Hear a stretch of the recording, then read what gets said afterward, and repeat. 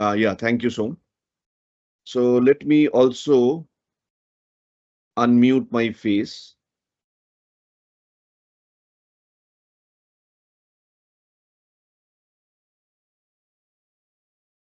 Okay. So there, uh, I will go to my screen and we will start the session. So we had covered AWS, we had covered introduction to DevOps, as well as we have covered uh, your GitLab, then Terraform and Ansible. In these 5 sessions we had done. Okay. Today we are left with 3 sessions, one of which is today. It is Docker. We will introduce you to Docker because the last 2 sessions we are going to introduce you to Kubernetes. Okay. And without knowing Docker, you will not be understanding much on Kubernetes. Just few moments back, our trainer on AI and data science was talking about your something that you deploy that that that file which is of huge size. Okay, the build file of Python, and that you have to deploy it over onto Kubernetes. So how do you package it within as an image, right? That is the main hurdle, because you have done a nice little program on Python, and you have done a lot of sort of AI and plugged in all those uh, various utilities, Python libraries. But then you have to put that into and you have to compile that as an image, because without an image you will not be able to segregate the or isolate the environment from the host. So if you cannot do that, then what will happen is, so that Python was having a development environment, and there were some dependencies that was like the libraries or this and that. So now if I have to carry on the dependencies onto a separate platform, then there starts the problem. So what I have to do, I have to segregate out those dependencies. I have to make this very loosely coupled. It should not have any dependency on the environment or the platform. That is the one of the most challenging jobs that you need to, as a DevOps engineer, you will need to have. You will make that into an image, make that image almost absolutely environment agnostic or free from the environment dependencies, and deploy it onto any platform of your choice or according to what the architect has asked you to do. And doing so, you will be basically creating a microservice sort of an that container, which is having some independent working environment of its own, and you are deploying it over already a working platform which is on Kubernetes. Okay, so that these are the things that we need to know and understand. So basically, packaging it as an image is our challenge, and for that we need to understand the Docker technology.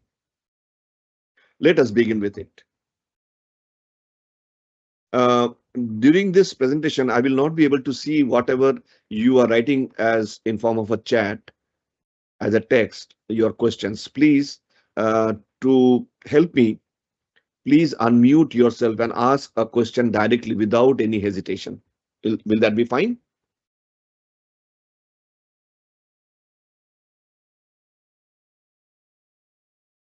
Yes, sir. Okay, thank you. Yes, sir.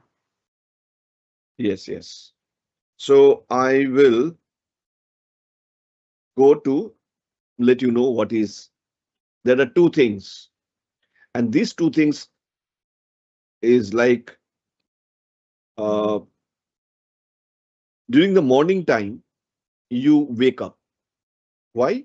Because you have to, unless and until you are waking up in the morning, or whenever, whatever time you wake up, doesn't matter, you will not be ready for your work, isn't it?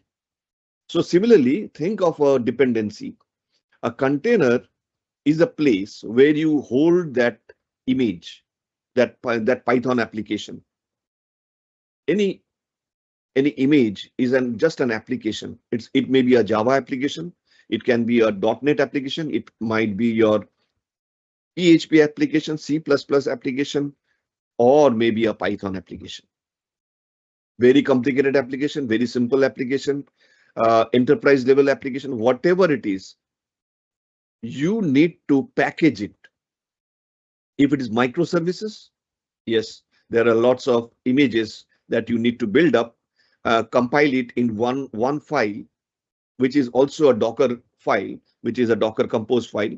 Put those services, microservices in that Docker file, and then run that file. That's all. So what will happen? You are building up images for each of the service. You are packing or packaging one image, and each of these images will be creating a container. So a container will be created to hold that image. So that image, one image can be a login function of a particular application. Another service can be a database application or a database server that you are invoking, which the login function will take help of a database. So when you are logging into some application, you would be authenticated and authorized. So all this data information will be available in the database. So what you did, you created one container with one login function or a microservice, and in another container you had the database function or a database application running in the in form of another microservice. These two containers having two different images or microservices or applications, better to say applications. Now they will be talking to each other. Sir, one question. Yeah. Yes. Sir, it is good practice to have a database as a Docker image or container. Yes, Because it is. in scaling, it might be cause problem. Might cause Now, problem. what is the problem? What is the problem? Is it a problem related to security?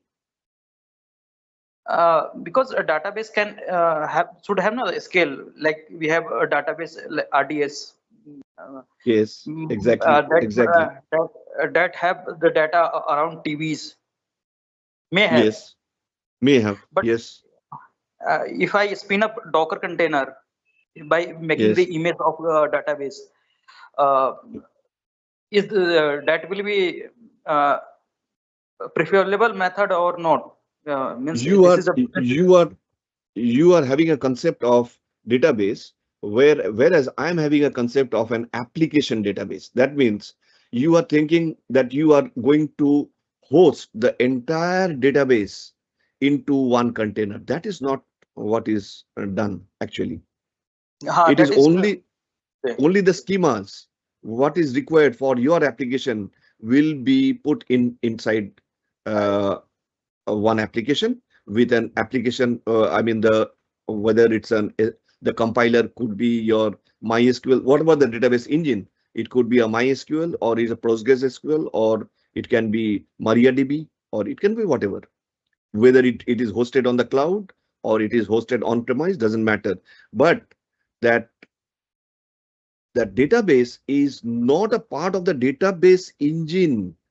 It is only that part of the schema or the objects of that application will only be packaged into one microservice, which is only applicable for that application.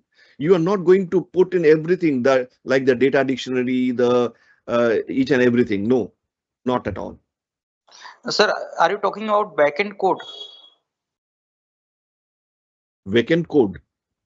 Backend APIs code. I think. No. Sorry, can I jump in, sir? I think Yes, let me yes. just clear his mind, because I can see where he's coming from. Sure. What Mr. Devashish is saying. Remember that when you're dealing with a server, you have an application server and a web server. So let me ask you a question. When you have your server, where should, when you're speaking about a Docker container, where is it coming from? Your web server or your application server? As per my understanding, there is a microservice of all the things, front end and back end, and database are in there in another server like RDS. We have RDS in RDS or Uh-huh. MongoDB. So when you're spinning the Docker container, where is it? Where are those files? Where is that data being backed up from? That is in backend code.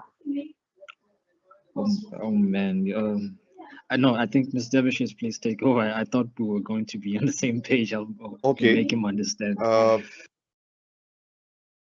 Now, what I understand, what he is asking is whether to see segregation, isolation. You know, ACID properties of a database. If I may ask you, you may not know, but you see, any database application should have this ACID properties. Yes. Yes. So isolation is one of the biggest, one of the most important part of that ACID properties. Okay. So what you do, it depends on your architect, on your database architect, whether you would like to keep it totally as a separate your application which is running in an image as an image in a container can access directly your cloud RDS. Okay. That is also a possibility. So there you are doing the replication and you are keeping this. But in this modern way of doing some application isolation and segregation for availability and all the stuff is you break down your database into several smaller modules. Okay, and one of those modules could be your database to handle the login logic. So backend database. Okay, so you have a backend logic which is sort of a middleware where that middleware is also on a container, and your application image is contacting the backend logic, the business logic, and the business logic, that is a layer. Business logic is accessing the database layer. Now that database layer, if you say for your security, you might want to keep it on the RDS, on the protected by the cloud, you can do it. Or many small, you can break up that database into small modules and put it as a microservice running inside a container, which is also secured. See, I will not be divulging my secrets of the database connection string or the secret username and the password, because those are kept separately into some environment of Kubernetes in secret files and all the stuff, config files. So there, config map, I mean to say. So those security things you can implement, and you will learn much more when you learn the cyber security, how to protect your secret data. But as far as the application wants to query the database and want to cache all the queries and everything, that is, you can use your container. I mean, your database, the part of the database that is needed by your application can be containerized. It is not necessary you have to every time hit the main database. Are you getting me? That database can also be in memory, like Redis. Okay, Okay. you say means we have segregated backend for each Yes. part, like Exactly. login and auth, login at auth, another backend So whatever microservices. technology, I'm not discussing technology here. I'm discussing there are so many ways that you can have, that is the architect will design whatever the way that you want to have your authentication, authorization, or maybe you want to keep the database separately in a RDS form in the cloud, or you may have certain modularization of the database into a container and as a microservice and can use it. So it's up to the architect to design and whatever best suits the application. Because sometimes hitting a large database is costly and resource consuming, as well as, you see, you have to take all the parameters into consideration. You have to have the minimum path, the optimized path to hit a database. You can hit the cache. If there are most popular queries, you can keep those queries in a cache, because you do not need to, because most of the time when you do the IO is a very costly operation. If you are every time hitting the main database and then getting a set of data, that is not preferable, because the processing time, the cost of hitting that, because you are consuming the network, you are consuming the bandwidth, you are consuming the CPU, so much of things, memory of that database server, that you may decide that I will use a part of that segmented out database as a microservice running inside a container. That will be most cost effective, because to find out a service by the application is much more minimal, rather than going a long path to hit a cloud database RDS and fetching the data and again come back with that long path back to your application is a costly and a time consuming process. It depends on so many parameters. So let those things be decided by your solution architect or designer. They will have the most optimized solution for that. Handling a database, because database, you, and also think of this thing, you need to replicate your database. You need to have replica sets, okay, of your database. So there will be a master database and there are replica sets of the database, because you are always querying and doing with the master pod or whatever the the container you are querying. But in case there is some unhealthy transactions or something which is going wrong with that master, you will immediately shift over to because there is a snapshot which is going on between the master and the slave pods or the containers, you see. So your availability, if availability is most important part of your database query, you must make some arrangement, because and also the resilience, performance, all these are various factors that are taken into consideration. Isolation is very important, and you do not give an access directly to your database from outside. You have to come through your middle layer, the middleware. As first of all, you have to hit the application will hit the middle layer or the business layer, and the business layer will hit the database layer. So data is sacrosanct. Data has to be protected. It should not be there should not be malicious access to that data. Did I more or less answer your question? Okay, sir. Thanks. Right, thank you. So as we already have come to know that these are applications in form of images, okay, and which are held into a container. Now let us understand these are all part of the standard software. I mean, it is not that a container is a physical thing. It is also a software. Images are of course software. It's an application which are inside another embedded. So, and both are objects. Container is an object. Image is an object. So one object is embedded within another object. That is the best way of encapsulation. So it is object-oriented concept. Anyway, I'm not going to that level. Here you have, can you see this image? Yes, sir. Yes, sir. We can see it. Okay, let me, because I'm not being able to see the entire screen. Yes.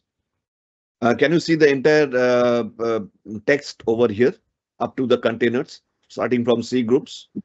Yes, we can see it, sir. You can see it. Yeah. Okay. Now here is my Docker container. A container image is a self-contained piece of software that has everything it is needed to run, the code, the tools, and the resources. That means it is an isolated piece of an application which can run on its own because it has the minimum level of of your libraries and binaries that is needed, minimum of an environment support that is needed for it to run self.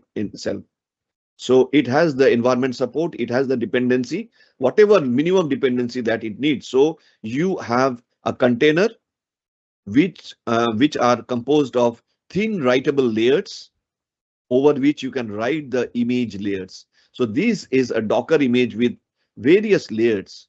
So this I can say this is the base layer, base image, which could be an operating system, very, very lightweight. And there are lots of those lightweight images of operating system available in the Docker Hub. Docker Hub is a repository, is a registry from the official Docker registry. That means from official Docker page. So there they have lots of images of operating system. You name it. You have Red Hat, but lightweight Red Hat.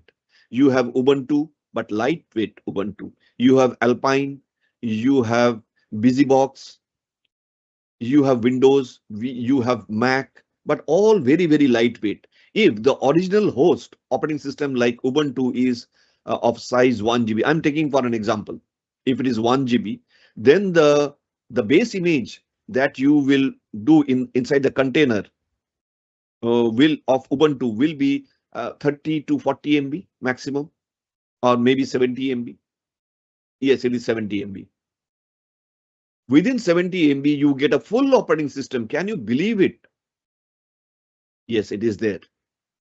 So an image is automatically readily available as an official image of Docker as Ubuntu, image of Ubuntu. Similarly, you will have Alpine, you will have Red Hat, you will have SUSE, you will have Fedora, all sorts of various distributions of Linux. Why I'm saying of Linux? Because see, Linux is the base layer. On top of it, you can install your other images or whatever softwares that you want to install. You may be installing a web application, let's say Apache or Nginx or Tomcat.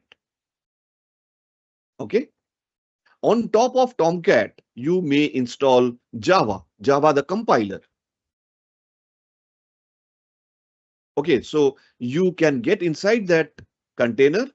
You can, because this container is a container cannot be empty. You cannot have an existence of an empty container. Is that clear? A container cannot exist without an image. At least a minimum, a single layer of an image should be there to create a container. So I have a base layer of an image inside a container. Then I go inside the container. You have left the host.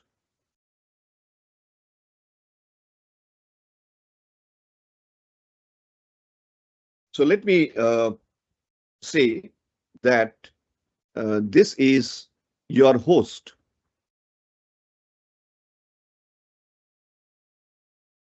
This is your host operating system, host OS. And in this environment of the server, you have created your container. So this is your container, right? This is your container. And you have pulled in one Ubuntu image as a base image. Ubuntu is a Linux. Linux is an operating system. And so it has, now it is one layer. So that layer is Ubuntu. So your container is created because you have at least one layer of image. So once you decide that you must leave the host, because in this host also there is Ubuntu, but this is the full version of Ubuntu. full version of Ubuntu. It may be of 1 GB, whereas this Ubuntu is of 70 MB, which is called a light version, a lightweight Ubuntu. Okay. Now, once you have done this, you want to decide you must leave this host and get inside. You get inside this. You say exec. You want to go inside. So there are Docker CLI commands. Docker CLI commands with which you will be able to work with the Docker engine. So with the help of the exec command of Docker, you get inside the container and then you install, let's say this second layer is you have installed Tomcat, which is a web server. And on top of, so you have added one more layer. The more and more you install, for each installation, you will add one more layer. So on top of this, you have installed, because you are inside the container, you can run all the Linux command for the package manager, apt. apt is the package manager for Ubuntu. So like you have Chocolatey. What is Chocolatey? Do anybody know? I think it's a package manager in Windows. Yes, fantastic. This is a PowerShell, a Windows PowerShell package manager. Here also, this is a Ubuntu Linux package manager, PM. This is PowerShell PM or Windows PM. Similarly, for Mac, you have, what is that? For Mac, you have a package manager as well. Anybody?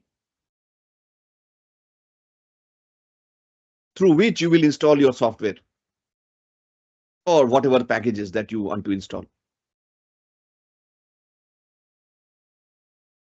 So just think of it and let me know. For Mac, what is that? You can immediately go to internet and can find out. Okay. But whatever it is, I am not discussing about those. Let us say that with the app package manager of Ubuntu, I was being able to install Tomcat. Now I am being able to install Java as a compiler. So did I add one more layer?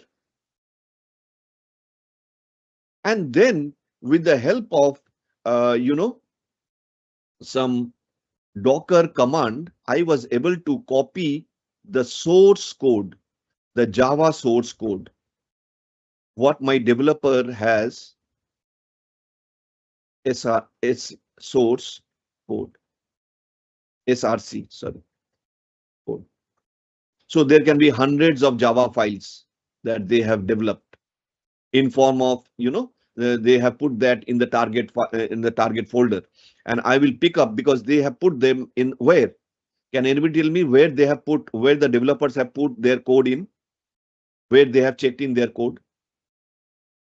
Some source control software, which can be GitHub, or it can be Bitbucket,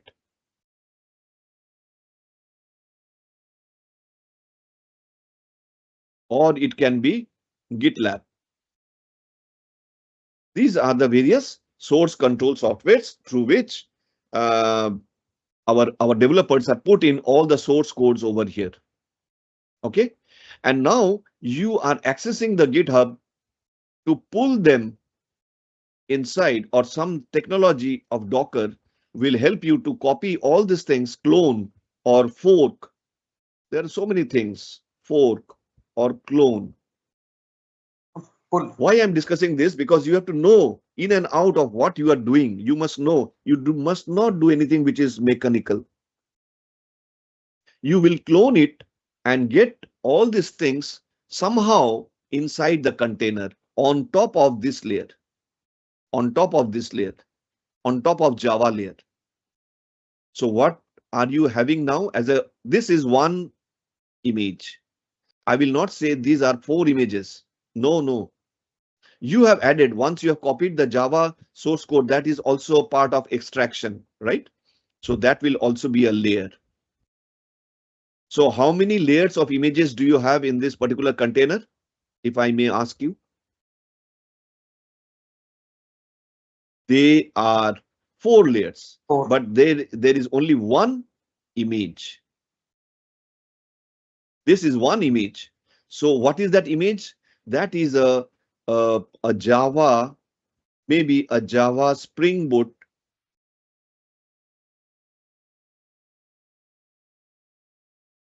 application, right? So can I say that this is one? Sir, Just with 1 minute. minimum, with this also have the operating system, na? Image. Just 1 minute. Yeah, I'll just.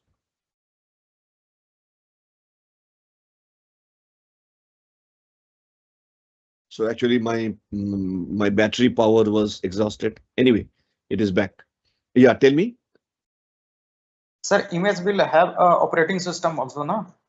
Yes, that is the base layer that I have already discussed, that That is Ubuntu. basically layer 1, right? Layer 1, yes, of course. It might be Alpine or Ubuntu. It might be Alpine, it can be Windows as well, it can be Mac as well. It's up to your whatever. Platform is not important. Your important is that application that you wanted to deploy, isn't it? This is the application.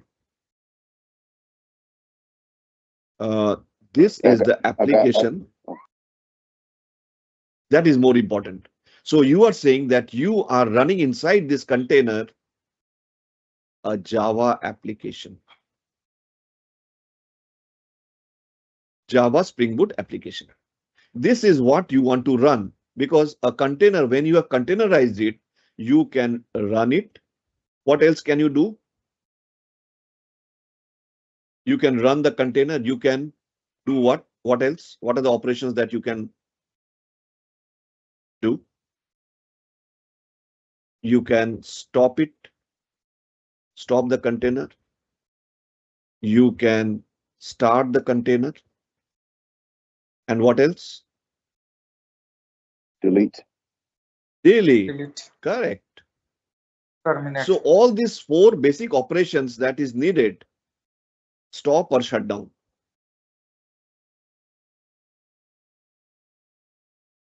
So all these basic operations that you need to do, you can be doing it. You can delete, you can start, you can stop or shut down, you can run. Basically, you prefer to keep it running in the background, -D as a daemon. So it would be running in the background. Nobody can remove it unless and until you, as an administrator, as a DevOps engineer, you might be, because you are an admin. Your role is an admin when it comes to your domain. What is your domain? Your domain is DevOps. So a developer will be in touch with you because they wanted to deploy this. They have developed this Java Spring Boot application, but they do not know the further step, how to get it deployed. So a developer will also try to learn DevOps. A tester who is going to test that application will also need to know DevOps, testing team, tester, and the operations manager or operations team will also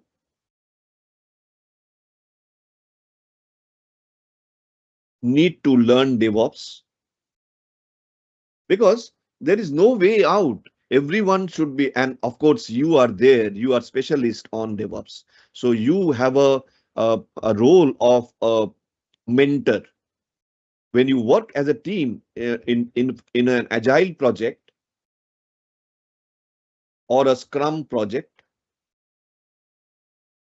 or a Kanban project, whatever it is, you are a DevOps guy, as a team member, you are a mentor to all these guys, because every now and then they are going to be in touch with you. You will be setting the environment and everything for them. Anyway, that is besides the discussion. What I'm saying is, did you understand this part, that you have created a Java, you have made this as an image. They had given you hundreds of Java files and stored it into the GitHub, but you as a person have now put that, you have built up these layers and ultimately deployed this as one layer into that image. And as a So whole, can I ask a quick question? yes. So basically, even if you put multiple layers in the container, those multiple layers. Can you speak a bit louder? I'm not being able to hear you. If you can. Sorry. Can you hear me now? Yeah. I was saying that so regardless of the number of layers you put in the container, those layers form one image. So basically, it can only be one image per container. Is that what we're saying? Yes, you are very correct. But theoretically, you can have in one container multiple images. I mean, not the layers. I'm not talking about the layer. You can put inside two images. Let's say you have the base layer of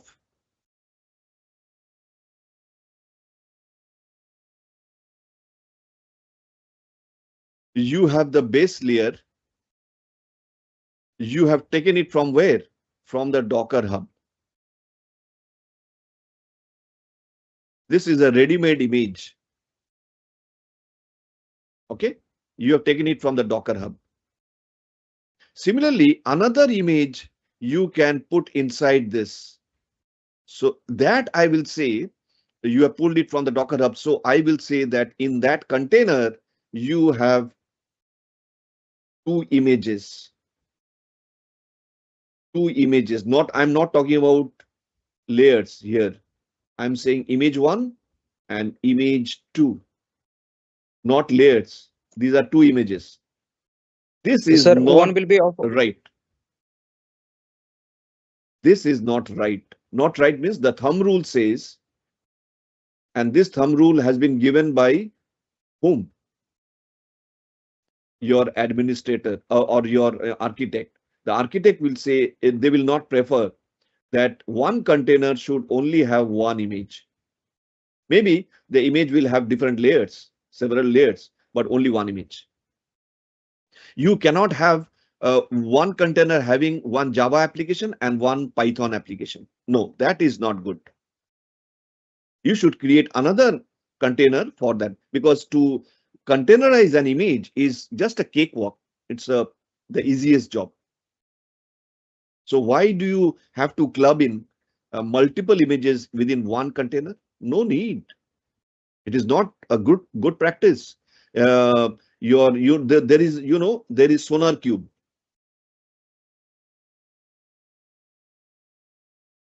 So you subject this, your whatever you want to deploy. Before that, before it goes to the testing team, it must be subjected to some code testing tool, the quality code testing tool.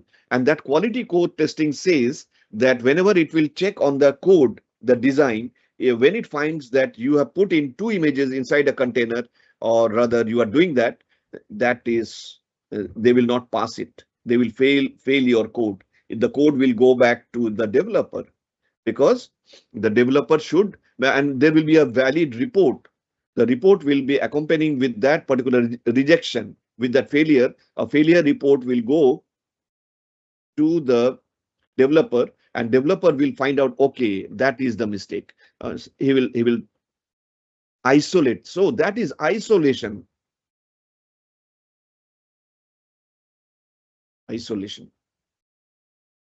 Okay. So isolation is a very preferred method. Why do you do microservices? Is all because of this. They have to be loosely coupled. You should not loosely coupled.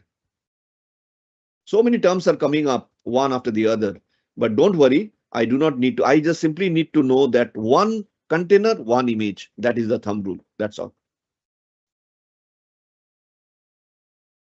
This entire part is one image.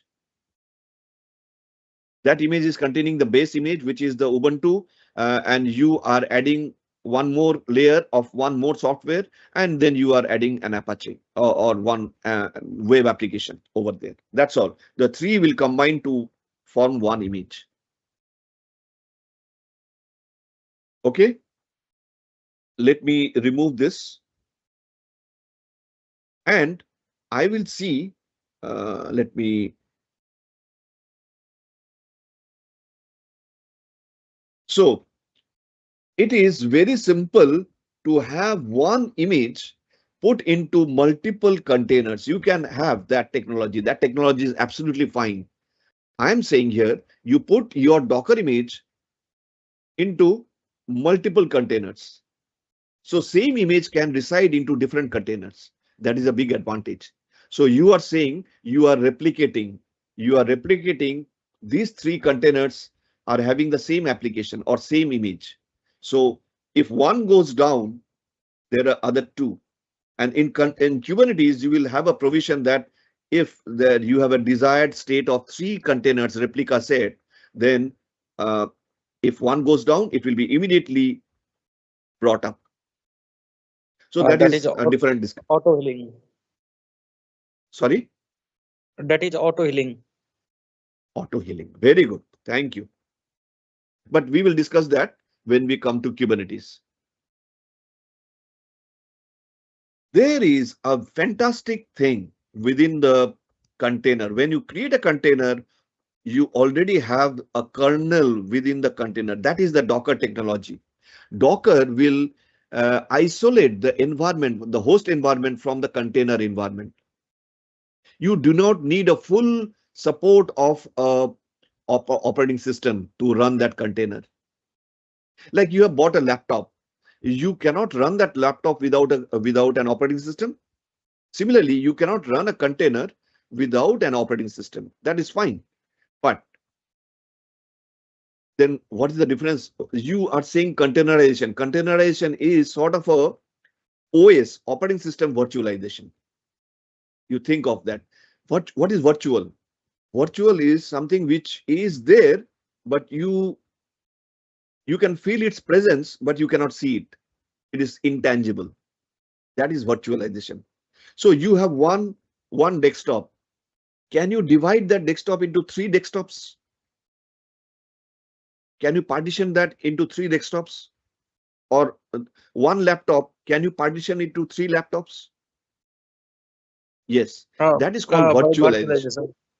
Yes, that is virtualization, physical virtualization. Whereas containerization is one step ahead of virtualization, which is containerization. That means you do not need to virtualize your laptop or your server. You do not divide your node into 3 nodes or 4 nodes or 5 nodes. But what you do, you make the operating system go away. That means in virtualization, what you have is all the separate pieces of virtualized machines, okay, will have one full version of the operating system. That will make too heavy. Your application becomes very, very heavy. Okay, whereas in containerization, you take out that virtualize the OS itself. That means there is no OS. So can you think that this is as if there is no OS? You have created a container or a very, very lightweight OS. But the main support of an environment will come from the container itself. A container will have a boot FS, the green area that you see, with a kernel, inbuilt kernel, and the C groups and namespaces, the device mapper. So this is a concept of C group. Like if you have worked on Linux, what is the resource manager within the kernel?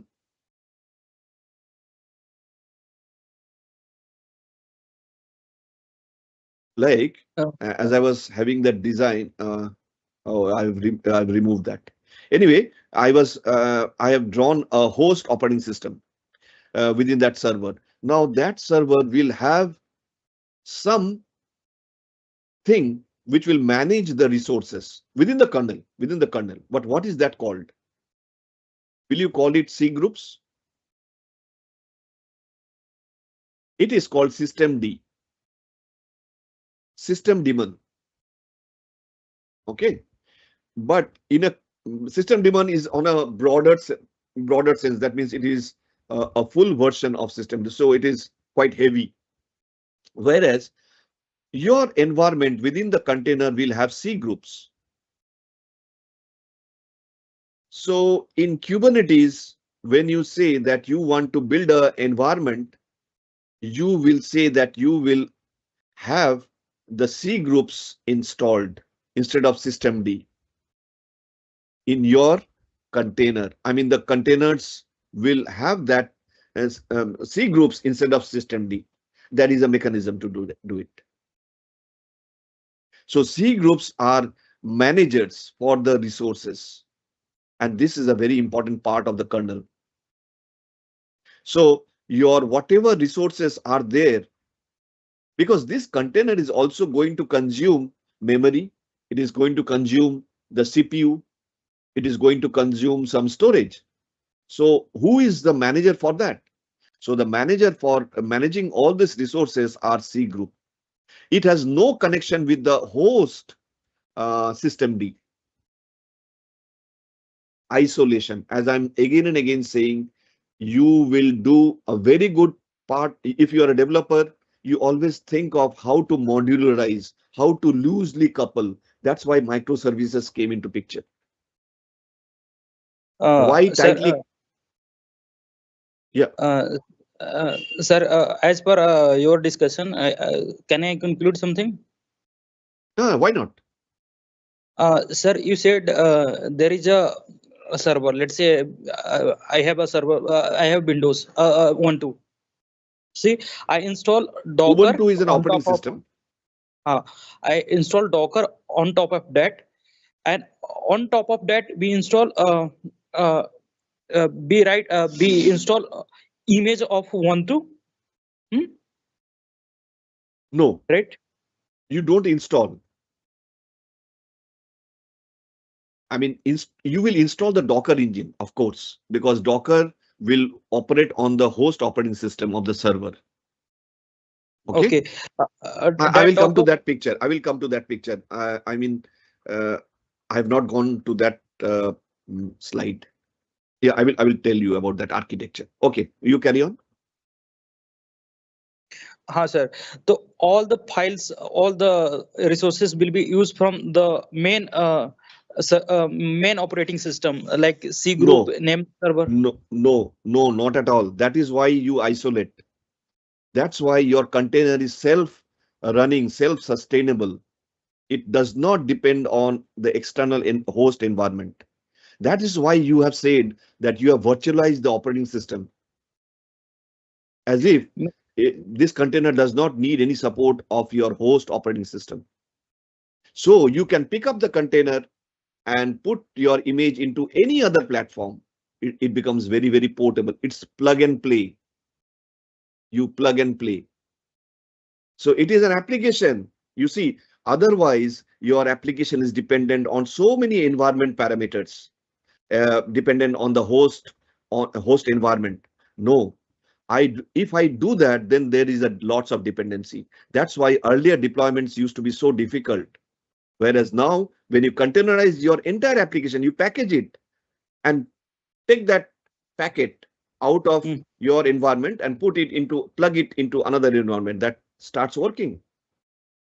So the boots FS will come from where? It is part of the container. As I'm saying, when you create a container, Docker will create this part. This is not an image. This is an environment created by Docker for the container. Each container will have this green part. Okay, understood. Totally understood. Right? This green part will have no dependency on the host operating system.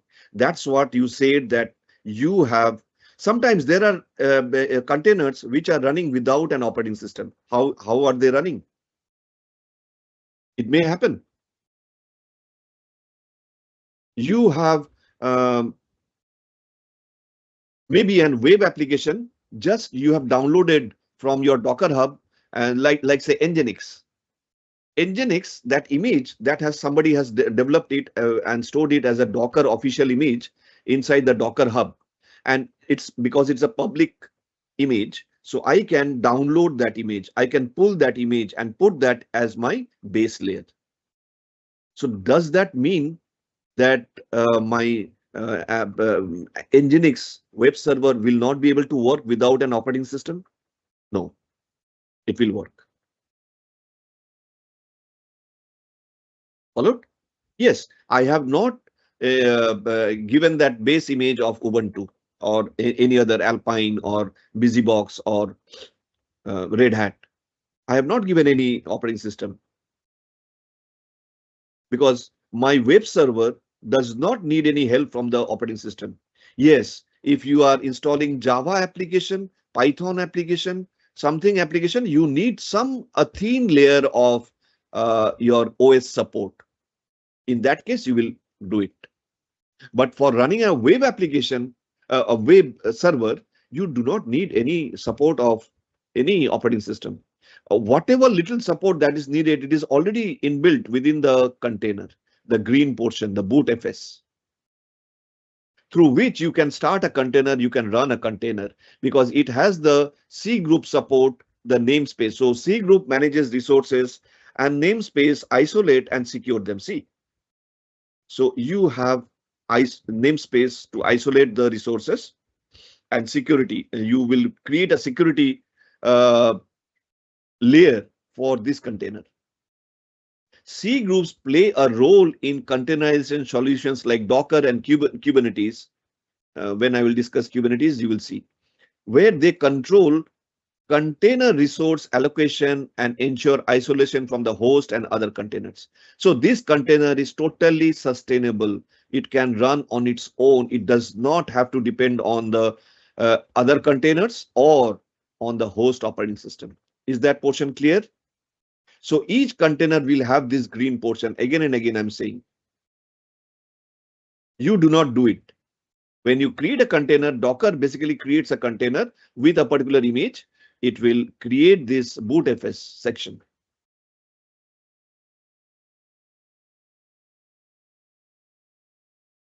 Clear, sir. Very clear. I don't have to think of, you must be knowing this virtualization versus containerization. So on the host operating system, you will install a Microsoft hypervisor or Oracle. There are so many types of hypervisor already available in the market. You can do it, and then you are partitioning your hardware. Hardware means it can be a desktop, it can be a server, but can you see, for each of this partition, there is an OS on top of which you will install your application. It can be a Java application, it can be a Python application, it can be a .NET application, whatever it is, it will be supported by the full version of the OS. So the application becomes too heavy. Now think of this architecture. This is the hardware. This is the base, that is the host operating system.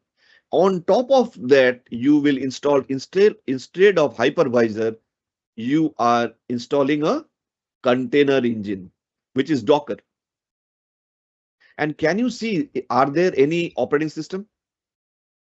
No.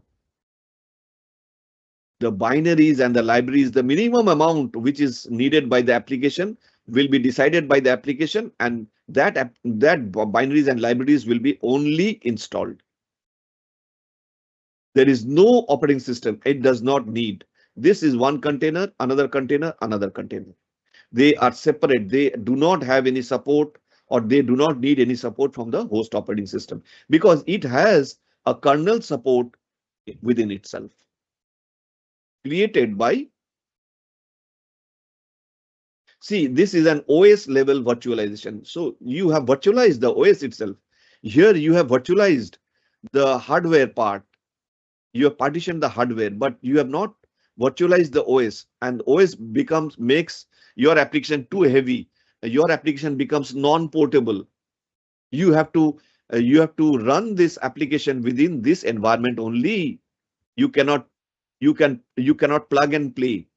You cannot pick this application and port it into another platform. It cannot be. Yeah, you can horizontally scale up, you can vertically scale this, but here, how many applications can you have in that same hardware?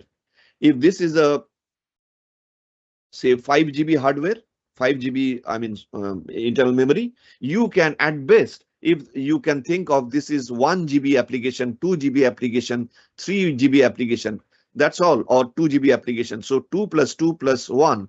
If you run all these applications together, your memory is totally 100% occupied because you have 5 GB memory. But you see, this is 70 MB application. This is 40 MB application. This is 50 MB application. It is not more than that, because it does not create. It is not piggybacking the OS, the load of an OS. It doesn't have the liability of an OS. Therefore, what happens is it becomes very light. So how many applications can you port?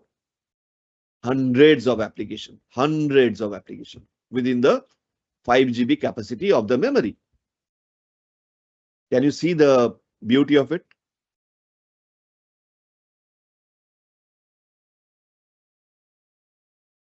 So same thing. Virtual machines are too big, you see, and this is small. So you can have smaller configuration of your servers. That is one big advantage. For this, you need a big server to do a virtualization. Otherwise, there is no impact of virtualization. Whereas for containerization, you can employ hundreds of small servers and deploy your applications as containers, and then you can have the high availability. You can make your applications very resilient. That means one application, one container going down does not matter. It is running on another node.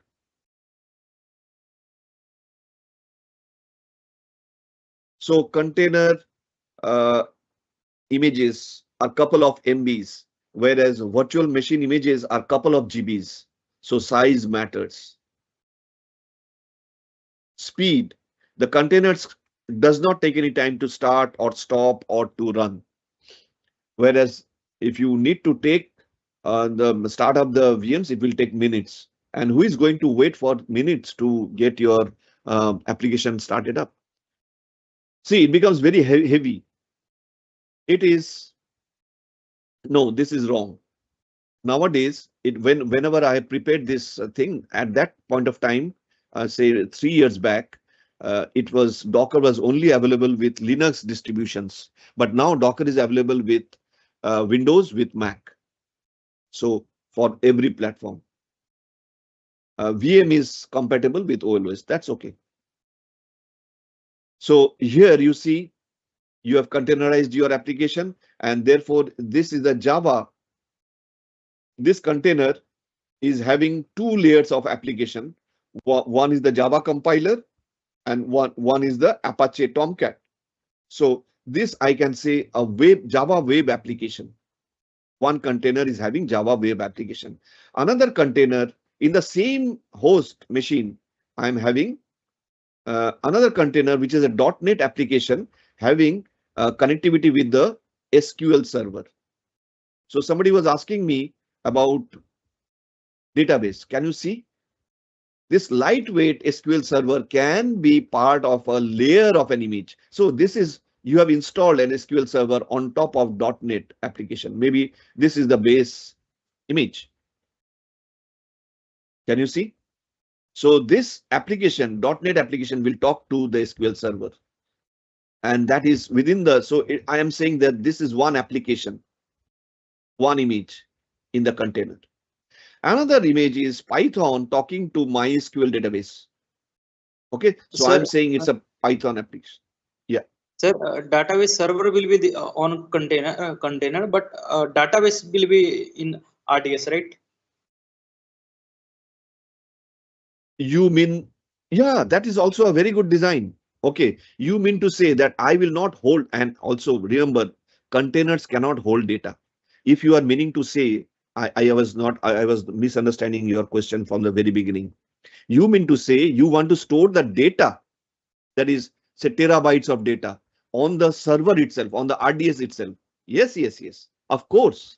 That is what I mean. This is MySQL is what? It is also a database, but this is a client.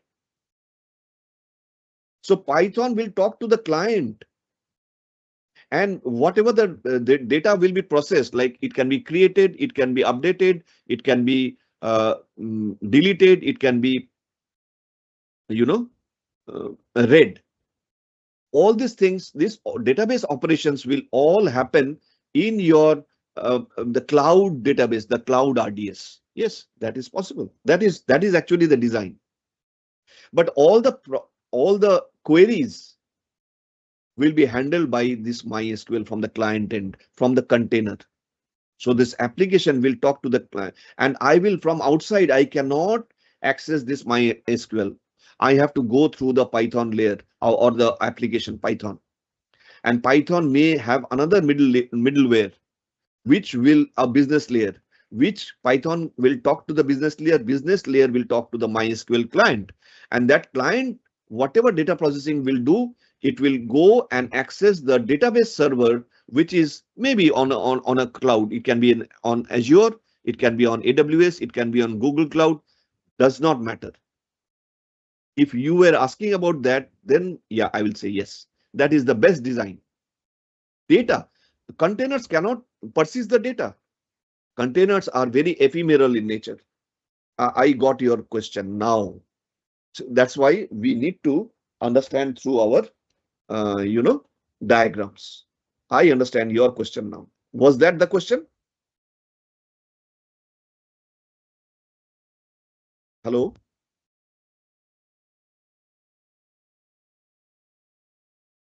So what you were saying is this, that this is the, sorry.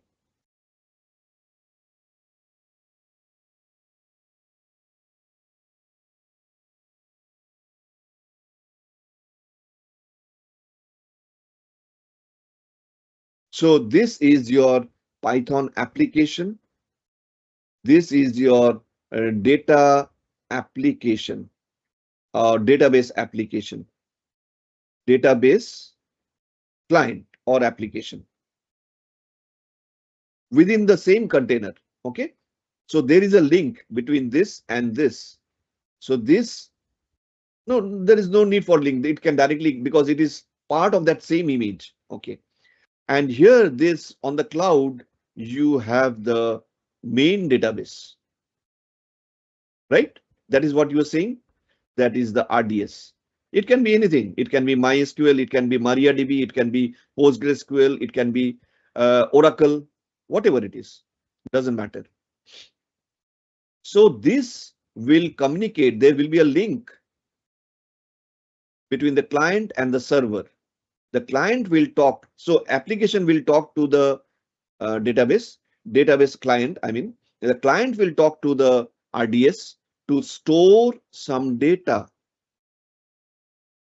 or delete some data, or update some data, or query. So the query result will come back to the application.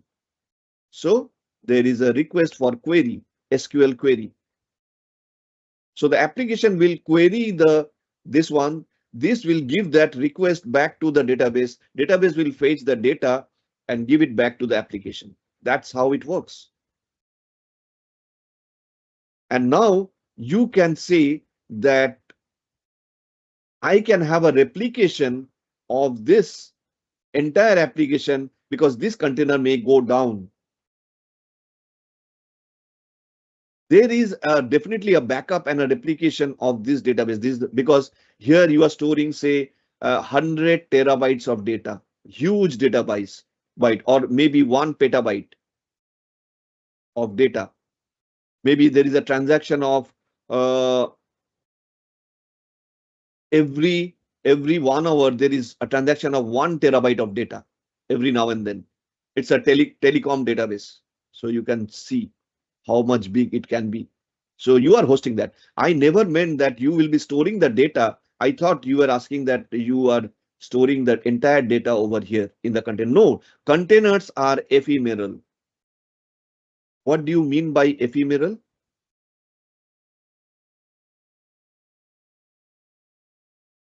Means it can be go down frequently. Yes, yes. Better to say it is non-persistent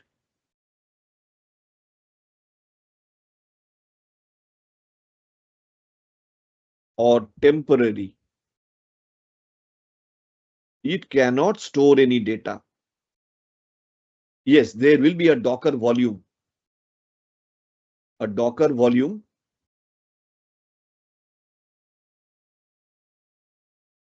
A Docker volume.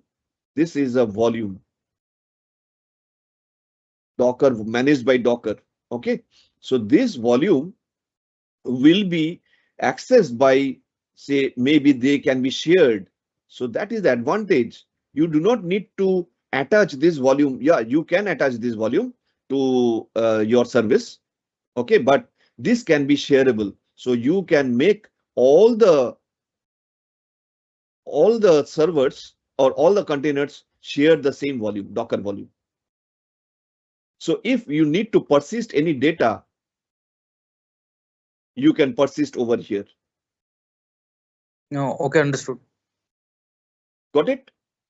But this, I'm not saying this is not a database. This is not a database of its own.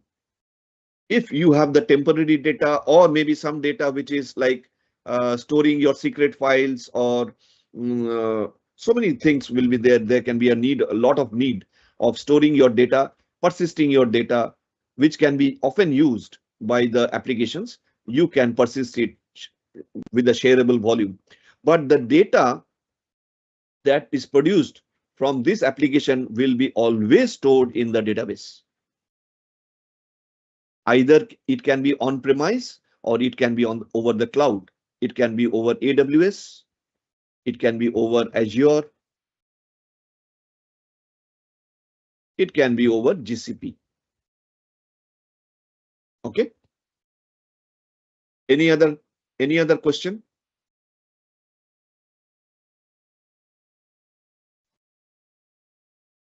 Sir, what is the difference between SQL Server and database? Means I have not good understanding of database. SQL Server is one company. So SQL Server is coming from Microsoft.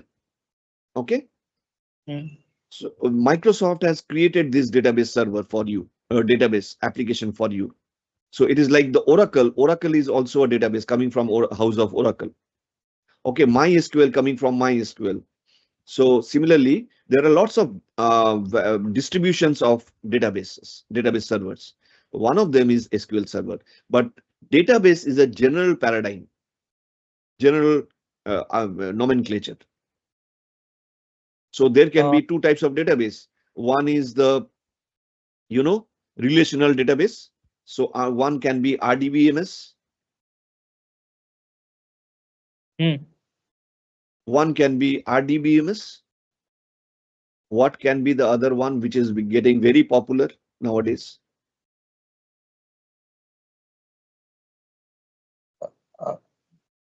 NoSQL. There is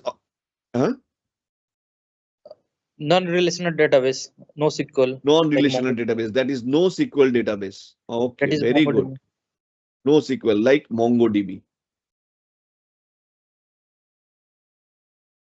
There is another type of database which is meant for keeping unstructured data. And there's for the big data, like your image. Image is a big data. Video is a big data. So there can be a concept of Hadoop. Okay. So it depends on your application, whatever database that you need. But MySQL Server is, sorry, SQL Server is from Microsoft. SQL Server. Okay. Okay. So can we just say that SQL Server and MySQL are both databases, but that server is just confusing someone, like as if it's something else. So you say there are two databases. One is MySQL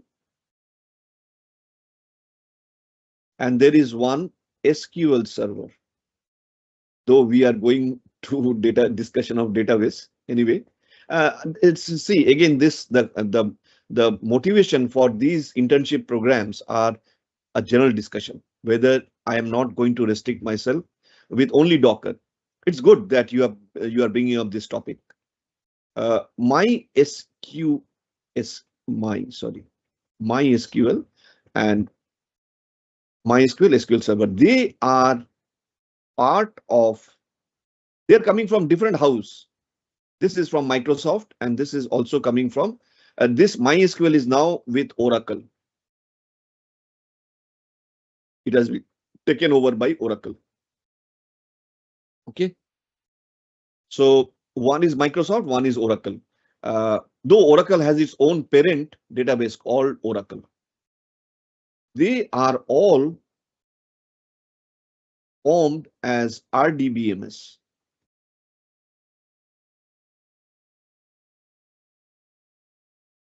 A relational database management system. That means they are following 12 CORD rules. So Mr. CORD has created some rules. If any database can follow these 12 rules, that will be termed as RDBMS.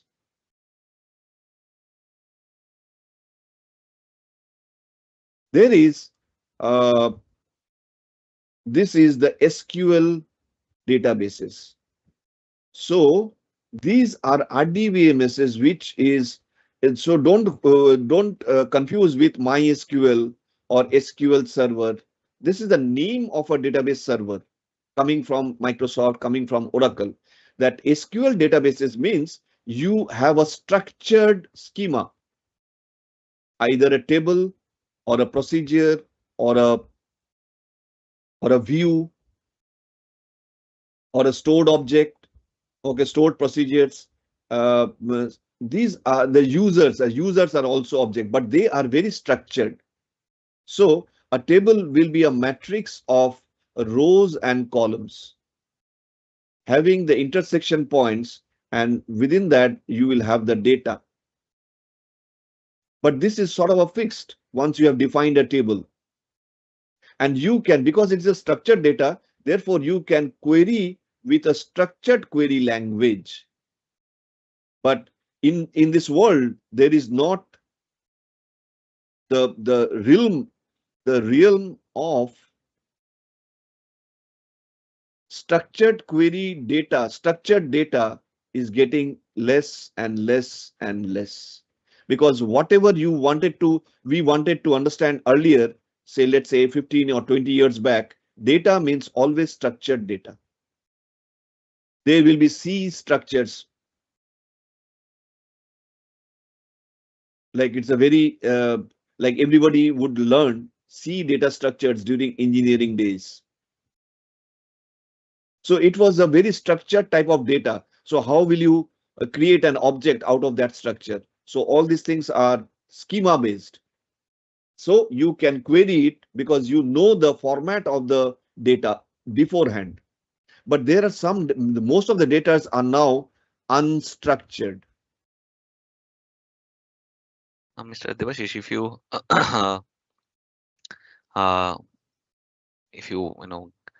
give me 2 minutes. Yeah, sure, please. So Som have asked a question. Actually he was for a couple of minutes before. So his doubt is that is as a fresher, I should go initially for Linux admin or directly as a DevOps. So Som, Are you talking about the job position, or are you talking about the training? Unmute yourself and feel free to Yes, ask correct. question. See, Linux, now you need to, whenever you are preparing yourself for a particular job position, you need to understand, first you need to do little bit R&D and complete your due diligence about the market trend. Now, Linux admin is not a very good position where you can prepare yourself, because Linux admin position is evolve into various other project like others job position. Now, if you join as a DevOps engineer, Linux knowledge you have to have. And I think, correct me if I'm wrong, Mr. Devashish, any operation position, regardless of cybersecurity, DevOps, SRE, cloud infrastructure, a cloud architect, you should have a very strong knowledge on Linux. Exactly. But now, if you only prepare yourself for Linux admin position, I have a huge doubt that you in the next 1 year you will land on a job. Because when just think about a company's recruiter point of view, when they can have a guy with Linux knowledge, along with that they have a DevOps experience or cloud exposure, why should they hire a guy who have only Linux experience, right? So we have witnessed, and we have seen so many company, they have stopped hiring on the only for Linux admin position, because that role got a new name, that got evolved.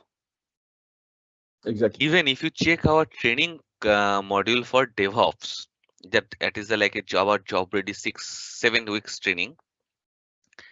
The first 15 days session, 15 like 2 or 3 weeks session, we are mainly focused on AWS Cloud and Linux.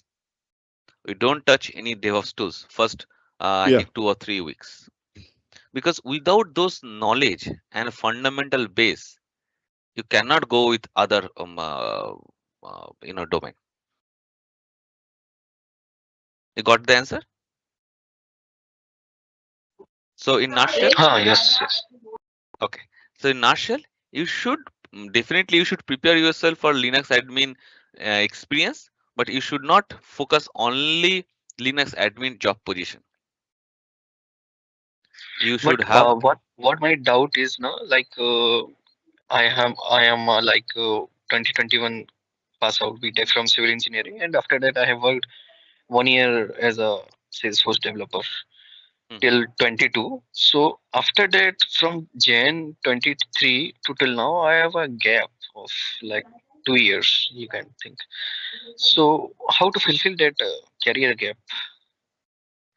See, now let me tell you, in so you have a point of view as a fresher or employee, or as a job force point of view. Now let me share some of the other end point of view. Now in Kalki, we have a training organization. We have a solution part where we normally manage, develop in number of our US and European based clients, and we also have a consulting firm in US. Now, while we are hiring people from India and or from US, both, it is mostly in US. We don't judge if they have a career gap or not. What is their background? We only try to find, because we don't want to create a very good bench. So they don't have project, and but for the sake of bench strength, I need people on my bench, because like any other startup, we need efficient people, and we don't have that luxury, or to judge their based on their education, their career gap or not. We normally judge on, like me, most of all other, like Kalki, most all of other startup, they have adopt this kind of culture. They don't judge about your this gap. They only want to know, are you can be you be a very good team member, and what is your hands-on experience and like troubleshooting knowledge or problem solving skills. Now if you somehow convince them and showcase them that yes, I do have a hands-on experience, I can manage whatever task on that particular domain throw on my table, I'll resolve, they are going to hire you. Is Exactly. it happened like 5, 6 or maybe 10 years before big MNCs, I would not like to take the name. They have a like I know certain big MNCs in India, they have a certain formalities that without BTech or without prior good companies, they don't hire you. But now when the startups and others, fintech and other tech companies, small tech company came in the picture, and they want to hire those people who are really hands-on. That makes perfectly sense. And this kind of culture US follows from, I think, last 10-12 years. They don't judge. You get my point? So to overcome the US scenario, you should prepare yourself all about hands-on. If you prepare yourself as a data scientist, cybersecurity expert, DevOps, whichever domain is it, you need to know all of those and you need to create a story like you have really worked as on that kind of project in previously, and you should have equivalent level of hands-on experience. And same thing applied for our training. All of our training is like 80 to 90% hands-on, and you will have a exposure on live project. Now, one more fun fact is, uh, 5, 6 years before, in DevOps position, recruiter interviewer, they used to ask like, what is AWS, what is EC2, what is load balancer. It is all kind of definition based, what related. Nowadays, all interviewer, all recruiter, they are going to ask how. So they want to know how have implemented certain tool set on your previous project. Maybe that is a learning project, maybe it is a real project, whatever. But they would like to know about your process. So The concept. that thing you need to adapt. Sir, can you help me? Sir, it is my first lecture. I'm doing my internship in Bangalore in fintech company, right? How you will help me to grow? I'm first in. It is my first lecture. I am Okay. doing internship in DevOps and Cloud here. See, and the normal internship, the normal terms of internship, here our internship terms is little different. Here we are going to give you a free awareness about that particular domain. If you are already have the domain experience, it will add some more some more uh, extra over extra knowledge, extra information about that. If you are very new on that domain, it will give a holistic overview of that thing. Apart from that, as you are getting habituated all the domain terms, technology, and you are become a witness of all the hands-on. So we are also providing a certificate that you have joined like 8 long weeks with us and we have demonstrated all of the DevOps culture. So that actually helps many of our US based candidate and Indian students. But if you want to become a pro on DevOps or pro on cybersecurity, pro on data science, I don't think this 8 session is good enough to know. Because just think about in cybersecurity, people or your competitor have done masters, their PhDs on cybersecurity. Now you have to compete with them. How you are going to compete? Because the masters and PhDs in any college in India and US, even if it is Ivy League, they are lagging of hands-on. They don't have a exposure of live project that you can have. So in the terms of hands-on experience, you can beat them. Exactly. And that is how our students have got so many jobs. And for years it is running. Yeah, Dilip, do you have any other question? Like any, did I answer your question? Sir, means you are just providing training, right? We provide training. We do have a consulting firm, but that is not in India. That is in US. Then we have a good number of clients, vendors, direct recruiter, and we have our own project. Everything is based in US, not in India.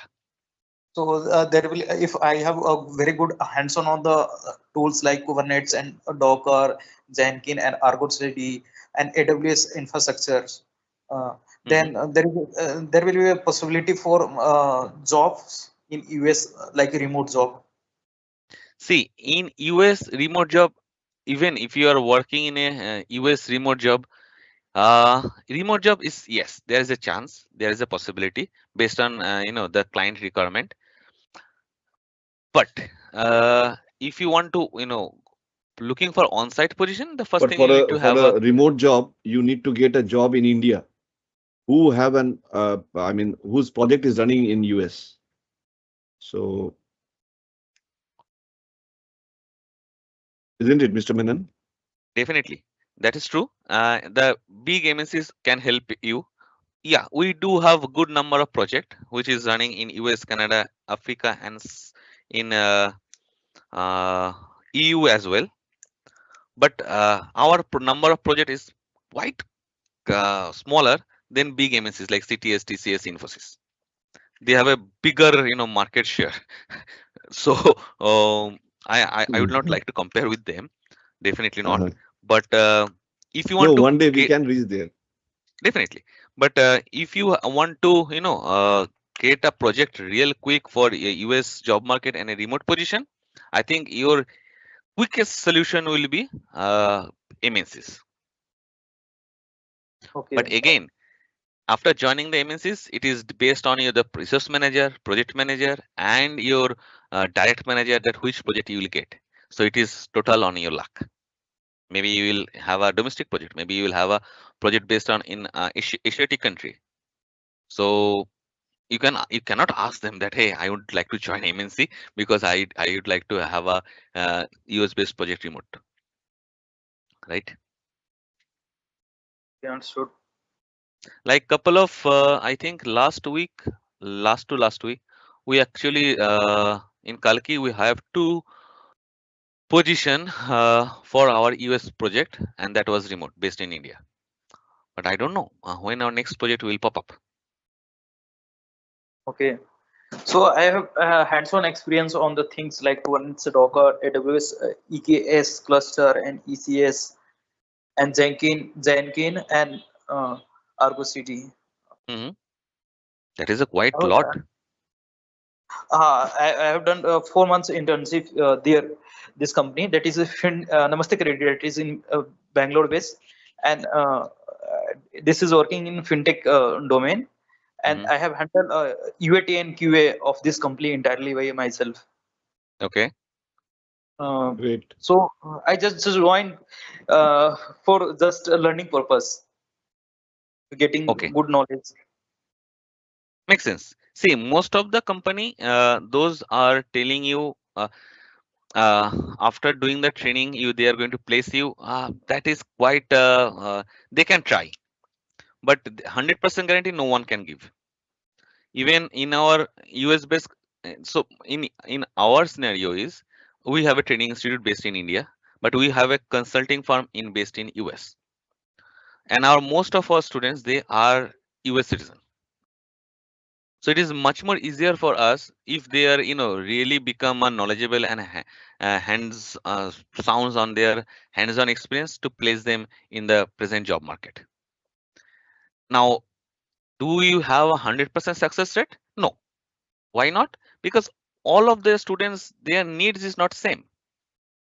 If I'm telling you, if I have a 100% success rate, so Kalki have a 100% success rate, that will be a lie, and we don't work on that way. Now, think about in US job market, there are many people. Some are citizen, some are in visas, some are in OPT, CPT, and all of them have like a certain deadlines. Citizen, they don't have any deadline, so they are a little bit flexible. They don't have that kind of hunger. But those people are in OPT CPT on visas, they have to have the job within next 60 days. So they have that kind of trust or and to know the stuff very quickly, and for them that their success is astonishing. One of our student, he job a 3 project in a 1 month, and one project he got 190K. But in the same time, those students are in US college, they are citizen, they have little bit room to grow. They have a time to grab the stuff, so they are little slow, not slow in terms of mindset. They have the time, they don't have that um, They're not in a hurry. yeah, do or die kind of situation. But in Indian job market, we don't have exact like a exposure like US job market. So if you're looking for Indian job market, we have only our employees and our team members. We don't do the marketing or stuffing stuff in Indian job market. Okay, understood. So Som, did you got your answer also? But Dilip, one thing, if you have earned that kind of hands-on knowledge on an like tech stuff which you have mentioned, that is quite impressive, and don't need to worry. Whatever, if you have done all of those stuff in 4 months, I think you are very in the right track, and it is just a matter of time you'll get your job. No, they are converting in full time. Here only. So that is a good, right? We are just Yes. exploring other opportunity, remote opportunity we might get. So it's my advice. Maybe it is good, bad. This is my personal advice. In any job market in tech field, experience matters. Now it will be good if you join and then explore some other option, because as Som mentioned, you have like a little bit of year gap. In I know very well, like everyone knows, like in Indian job market, if there is a year gap, you will face some cross question. And if you have a job in your pocket and you are right now working in a project, you can show that you have a demand. Obviously. Yeah. Anyone if you have any other question?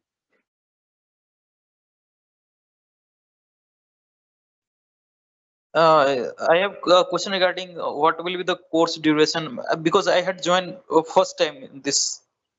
So I don't think whatever you mention you have already know, because you have done the training and you have know the Kubernetes and DevOps, the fundamental one, AWS and Docker, See, Kubernetes.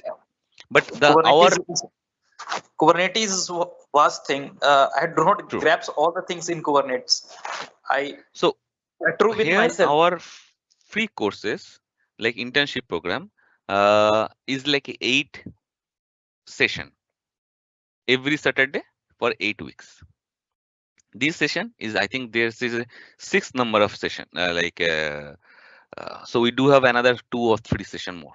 Then after that we are going to restart from day 1 with some we are adding, we'll tweaking or changing some of the coursework and modules, but we are going to restart from day 1. And our job ready training, that is a 7 weeks long, Monday to Friday, daily 2.5 hours. And our job ready training for DevOps, US evening time, 7 p.m., 7:30 p.m. CST, 8:30 p.m. Eastern, and 6 a.m. morning was started yesterday. Now, fortunately, unfortunately, we can have a 6th evening batch, US evening batch in a whole year, and 4 morning batch in a morning means US morning, Indian evening in a whole year. So that is our capacity.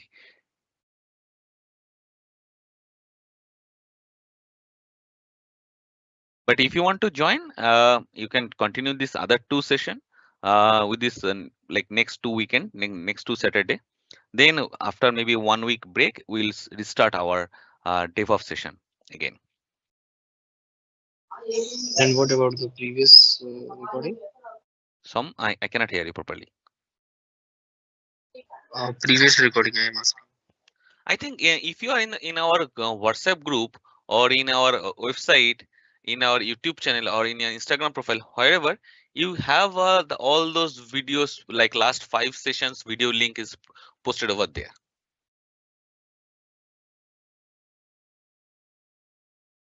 If not, you can ask in our group, in any of our coordinators or any of our students or mentor, they are going to share with that link with you or the playlist with you.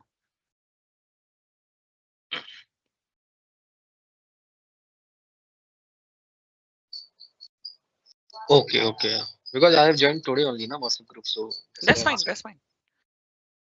Maybe for today it is like we are in the end of the whole batch, so little bit because we start from very small, start with Linux, important of DevOps, what is the market share, why you should choose your DevOps as your career goal, what is the benefit. Then we move from Linux, AWS, Ansible, Terraform, GitLab, Docker, and then Kubernetes. So it is like a whole series.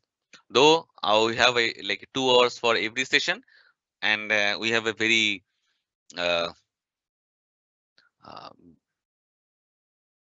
very kind of little availability or flexibility to demonstrate everything in 2 hours, but we actually we wants to give a high level overview, whoever wants to choose their career on DevOps or wants to grab some knowledge on DevOps. Now meanwhile, if you have any cross question, you can ask. Like if you are an expert and you are right now working in that particular field, still you are facing some issues, you can join and you can ask the question, right?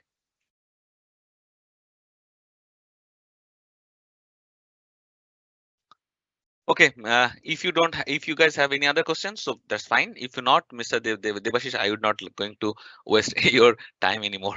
Thank you for giving me this answering Som's question.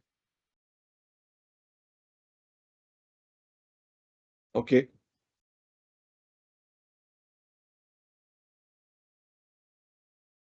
So as I was, there was quite a bit of a break, so I have lost my flow anyway. But I was discussing about the unstructured data. So whatever rest, most of the data available in this world is in form of unstructured data. Like you are getting your SMSs. SMS is also a data. You are getting your mails. You are getting one video message. That is also a data, but that is unstructured data. Okay, those are not those can be either big data or it can be your no SQL data, which does not follow any schema, any structure. Is that clear? So let me go ahead.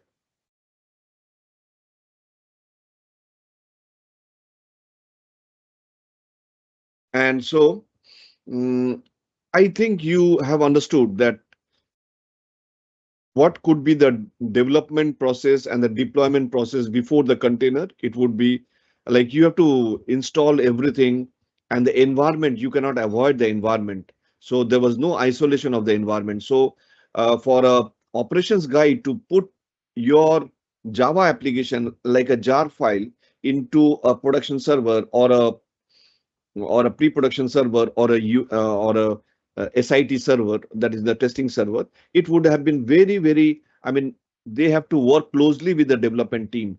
And development team does not explain everything clearly. There is a human tendency that they don't want to share their knowledge with the operations guy. Even if that knowledge is only a small bit of knowledge and they wanted to help the operations guy to deploy their product, what they have developed into the environment of the server.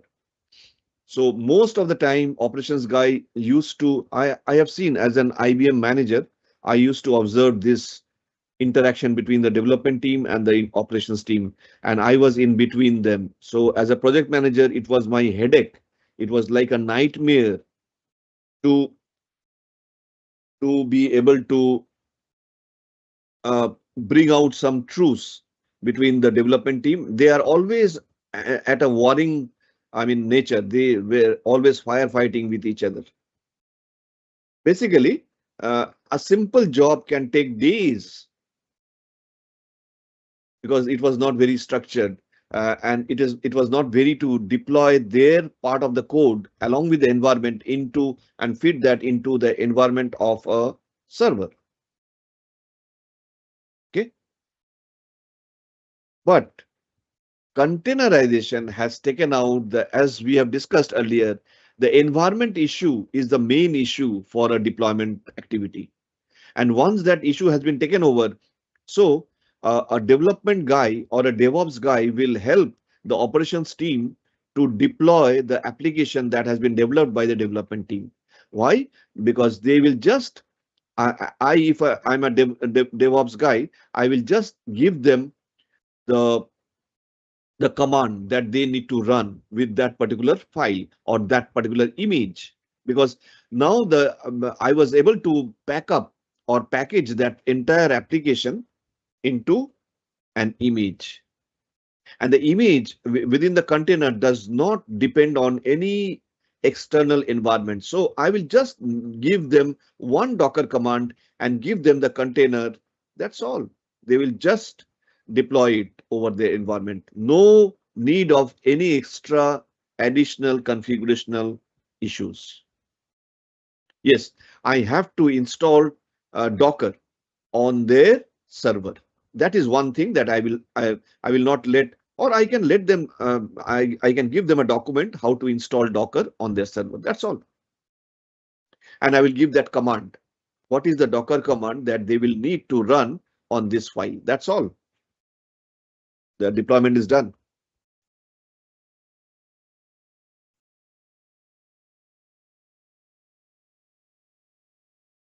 So before the containerization, the problem was, well, try the VM that I'm working in. How will it import or export the VM to that environment?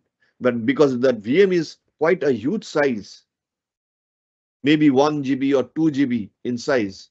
So the operations team will always try to push back because they do not want to take any garbage from this development guys. They do not want to disturb the running environment. You see, every time there's a human tendency that I do not want to take an extra burden where I will have to, end of the day, I have to clean up the shit that has been given by the developer, because I am the owner of that system and I am responsible. I am answerable to my bosses, who are also answerable to the client. Because we are the owner of the system, we will ensure that no garbage in will help to make garbage out. So I will not accept anything without proper testing and with a proper environment compatibility.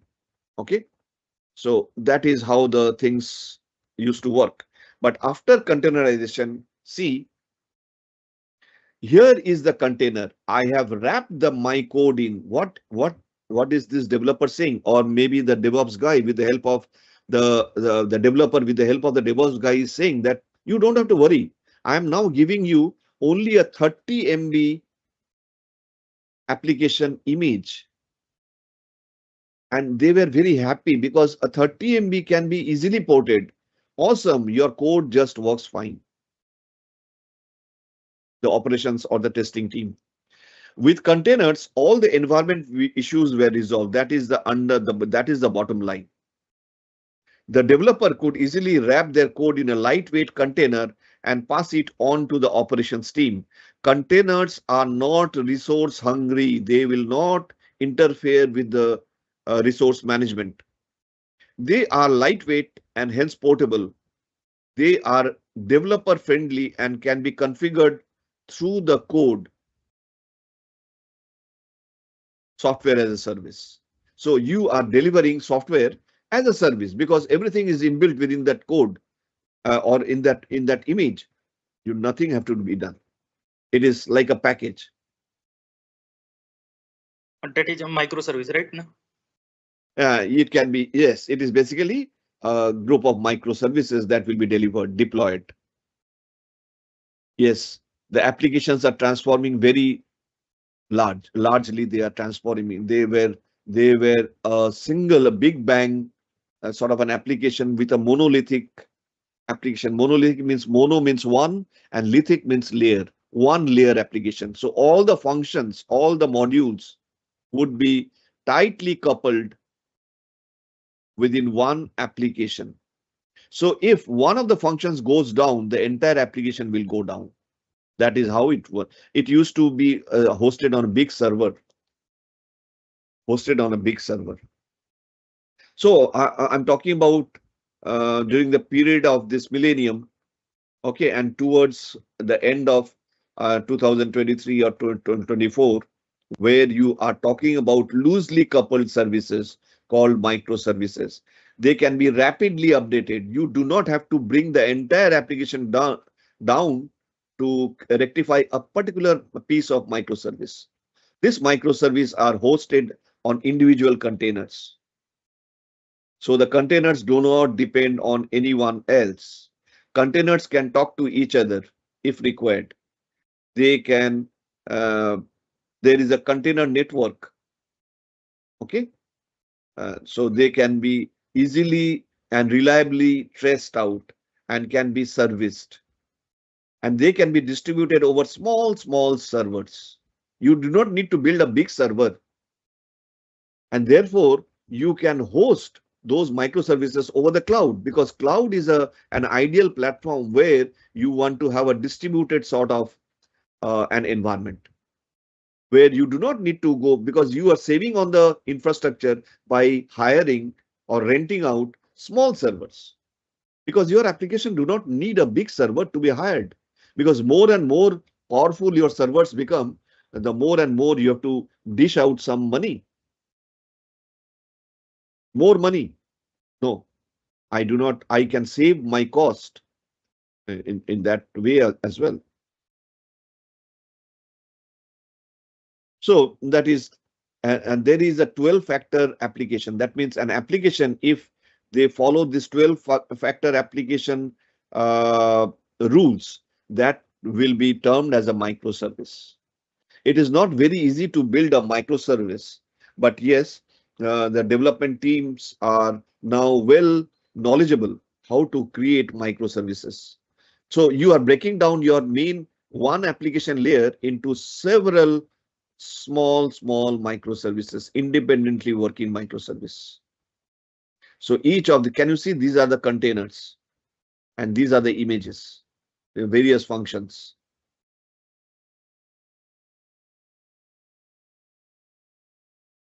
So the delivery of an application, when you do this through a pipeline, can be very automated and quick, fast, reliable, and non-interfering.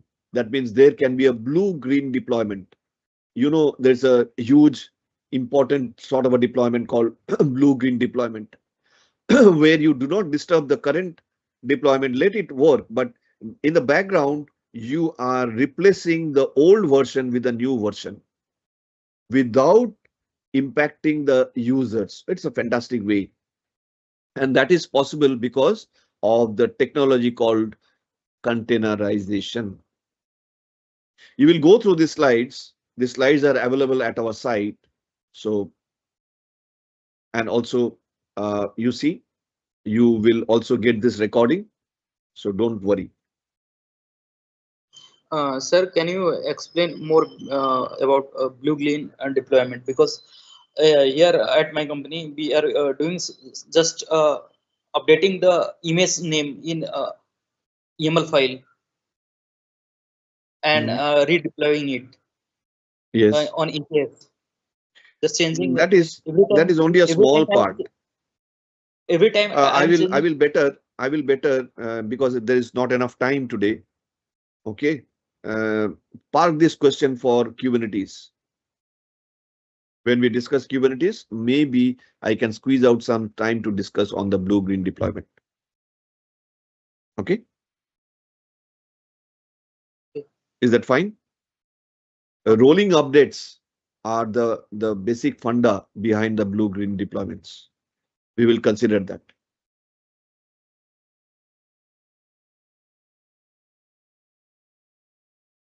So we have discussed about Docker. You can just see the Docker platform, the isolation, containers are lightweight, provides the ability to package and run an application in loosely isolated environment. See, everywhere isolation is the main topic. If you can isolate your application, your environment, that is the best way that you are doing the perfect containerization. This means you can run more and more containers on a given hardware combination than if you were using virtual machines. We have discussed that. So the architecture is fantastic. You have the daemon, Docker engine. This is the server daemon, Docker daemon. On top of it, there is a REST API layer. You may ask me what is REST API. I will not have enough time to discuss about this, but this is just a middleware, you can say, a business layer with which you will filter down whatever the commands that you give through the Docker CLI. So that Docker commands will come through the Docker CLI commands, will go through the REST API. REST API will convert that Docker CLI commands into an API call to the server daemon, to the Docker server or Docker engine, basically the daemon, which is running in the background. And then Docker daemon will start managing your image. It can manage your container. It can manage the Docker network. It can manage the Docker data volumes or the Docker volumes. Because as I told you, a container cannot persist data because of its ephemeral nature. It will need a volume. So Docker volume will be managed by the Docker engine, the Docker daemon. So what are the constituents or the components of a Docker engine? It's a client server application. So client and the server. A server, which is a type of long running program called daemon process, the Docker D command. The Docker D is the Docker daemon. The REST API which specifies interfaces which specifies interfaces that programs can use to talk to the daemon and instruct it what to do. So what to do comes from the Docker client as a command, and then it will pass on this command in form of an API call to the Docker daemon. And this command line interface is the topmost layer, CLI. That is called the Docker client. So what are the three parts? The Docker engine, the Docker daemon, the REST API, and the CLI. So you on the client is residing on the server itself. Okay, so you think you are again isolating the three things. The Docker itself, you will be installing on the server. So Docker server will be running as a daemon inside the, in the background of that server, and on the front end will run the client, through which you will give the commands like Docker build, Docker pull, Docker run, and so many other commands of Docker. These are the CLI commands. It will be then taking these commands through the REST API to the Docker daemon, and then Docker daemon will accordingly act. Like, let's say this is the Docker registry. Here you have the Redis. Here you have the Nginx. Here you have the, I think this is CentOS, which is a Linux image. And this is the image of an Ubuntu server operating system. So I can pull. So if I have given a Docker pull command, it will go to the Docker daemon through the REST API. Docker daemon will then go to the registry, Docker Hub registry, will pick up the Ubuntu image and then put that into a container. So this image can be put inside the container. So this is the entire eco cycle, Docker life cycle. So once you have containerized this particular image, this will be available as a base image, and on top of that you can get inside again you will run a docker exec command. You will get inside this container and can expand the layers of that image, but it will still be a single image. Like you can install Java, you can install Python, you can install whatever you want. So you, according to your need of the application, you can expand that image. And the container is like a auto scalable. It does not have any finite size. So it depends on the size of the image. If the image is 1 GB, your container will be a bit more than 1 GB. Because why a bit more? If it is 1 GB, that image size, the container has to be a bit more than 1 GB. Why? Remember, you have that green portion, the C groups, the namespaces, right?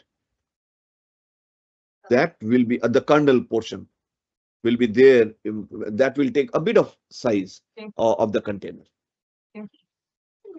Go and watch TV.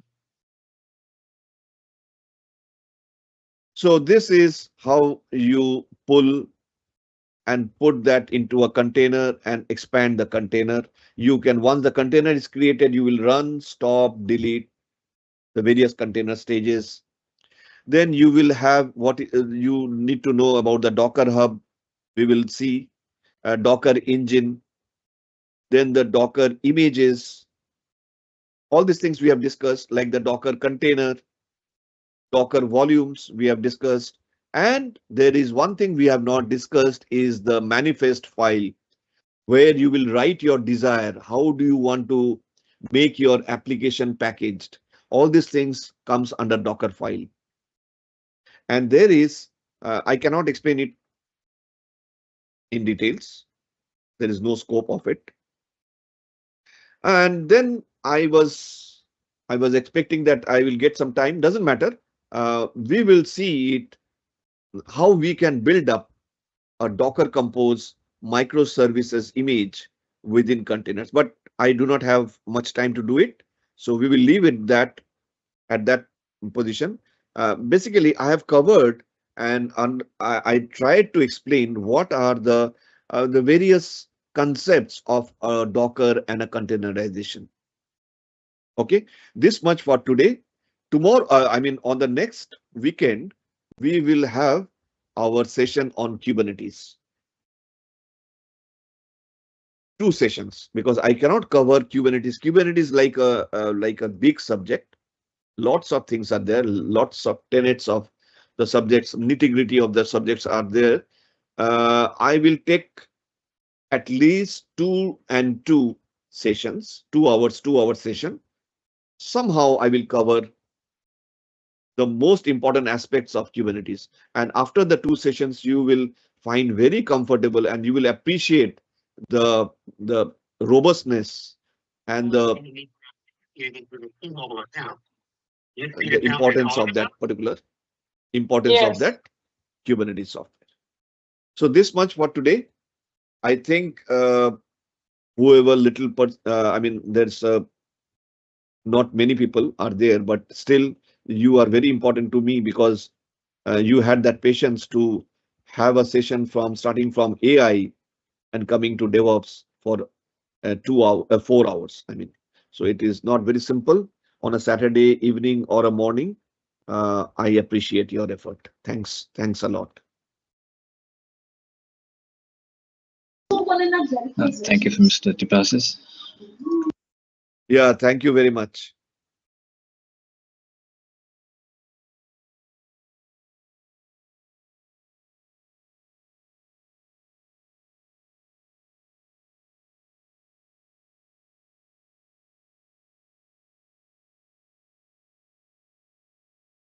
So I have stopped the recording, and whenever this recording will be available after the processing, I will make it available to you.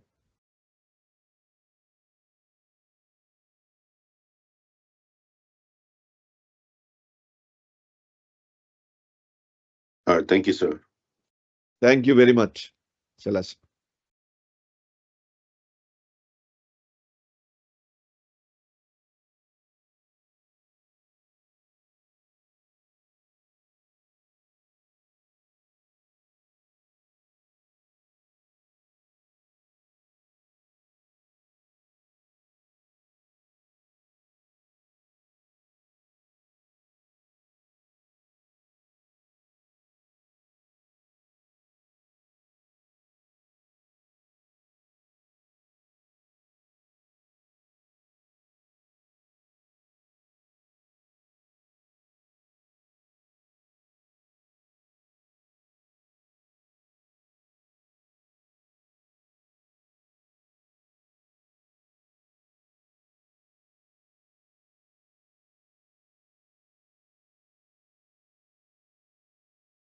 Hello,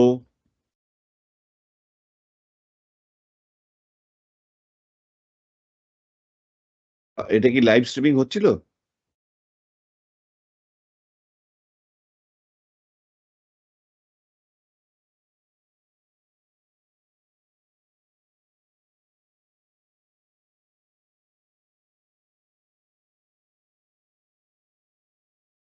hello.